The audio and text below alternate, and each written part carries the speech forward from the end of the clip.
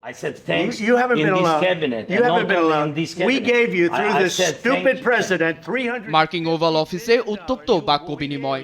আলোচনার শুরুতেই কাদা ছোড়াছুড়ি করেন মার্কিন প্রেসিডেন্ট ডোনাল্ড ট্রাম্প ও ইউক্রেনীয় প্রেসিডেন্ট ভলোদিমির জেলেনস্কি।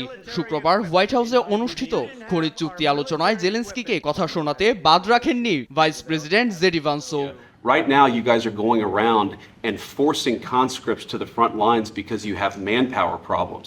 শুরুতে সৌজন্যতার ছাপ থাকলেও নিমিষেই পাল্টে যায় ওভাল অফিসের চিত্র।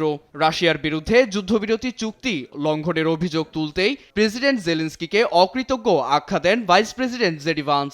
জেলেনস্কির কূটনীতিকে প্রশ্নবিদ্ধ করে ওভাল অফিস ও মার্কিনীদের অসম্মানের অভিযোগ করেন তিনি। I'm talking about the kind of diplomacy that's going to end the destruction of your country. Yes, but if you are not strong... Mr. President, with respect, I think it's disrespectful for you to come into the Oval Office and try to... ইউক্রেনের বর্তমান পরিস্থিতি প্রভাব ফেলবে মার্কিনীদের উপর। জেলেনস্কির এমন মন্তব্যে চটেন Trump. নিজের অবস্থান বুঝে শব্দ ব্যবহারের হুঁশিয়ারি দেন তিনি।